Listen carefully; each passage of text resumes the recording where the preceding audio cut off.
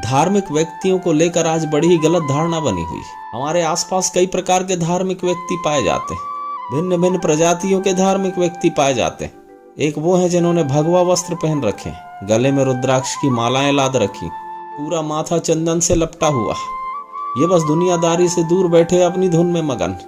ये संसार इनके लिए माया है, ये दुनिया से बड़े दुखी है, संसार इन्हें बड़ी पीड़ा देता है। दूसरे प्रकार के धार्मिक व्यक्ति आपको सुबह शाम मंदिरों में मिल जाएंगे, दिया जलाए, अगरबत्ती घुमाते, घंटी बजाते, ये बस दिन रात ईश्वर से कुछ ना कुछ मांगते ही रहते हैं। ईश्वर ने इन्हें इतना सुंदर संसार दे दिया, आनंदित होने के लिए सारा जीवन दे दिया, फिर भी ये घुटनों के बल बैठे हाथ जोड़े याचक बने ईश्वर के सामने बस रोते ही रहते हैं और इसी तरह रोते रोते सारा जीवन बिता देते हैं। तीसरे प्रकार के धार्मिक व्यक्ति हमें दिखाई देते हैं व्यास गद्दियों पर उपदेश देते हुए, ये संसार तो माया है, संसार को छोड़कर ईश्वर के चरणों में अपना मन लगाएं और बदले में एक मोटी फीस वसूल लेते हैं और फिर अपनी एयर कंडीशन कार में बैठकर निकल पड़ते हैं अपने लग्जरी आश्रमों की ओर। सैकड़ों एकड़ में इनके आश्रम बने हुए, कईयों ने तो सरकारी जमीनें दबा दबा के आश्रम बना लिए, उसके बाद केस लड़ रहे, कोर्ट कचहरी के चक्कर लगा रहे, पर जमीन नहीं छोड़ सकते। बस ऐसे ही धार्मिक लोगों से ये दुनिया भरी पड़ी है। धार्मिकता का अर्थ ये नहीं कि कसली लंगोट और चले हिमालय पर, सत्य की खोज के नाम पर, ईश्वर की खोज के नाम पर। अरे जो मिला ही हुआ है उसे भला क्या खोजना।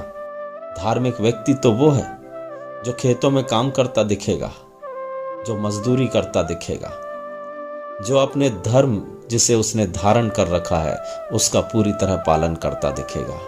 क्योंकि हमारी दुनिया के इन तथाकथित धार्मिक व्यक्तियों ने बड़ा उपद्रव मचा रखा है। सबने अपने अपने धर्म के नाम पर तलवारें तेज कर रखी हैं। जहां प्राणियों से प्रेम ना हो, जहां इस प्रकृति से प्रेम ना हो, भला वो कैसा धर्म। जहां भी किसी धर्म को तलवार की आवश्यकता पड़ती हो तो वो धर्म हो ही नहीं सकता, क्योंकि धर्म तो फूल की तरह खिलता है, ज्ञान सुगंध की तरह फैलता है। और जहां तुम ये फूल पाओ, जहां तुम ये सुगंध पाओ, जहां भी मन कृतज्ञता से भर जाता हो उस ईश्वर और इस प्रकृति के प्रति, तो समझ लेना कि वही धर्म उपस्थित है। जब मनुष्य धर्म के नाम पर उड़े हुए इन आवरणों को हटाता है और उसके मन का पुष्प जब खिलता है, उसके मन में सत्य का ज्ञान प्रकाशित होता है, एक सुगंध फैल जाती है आसपास।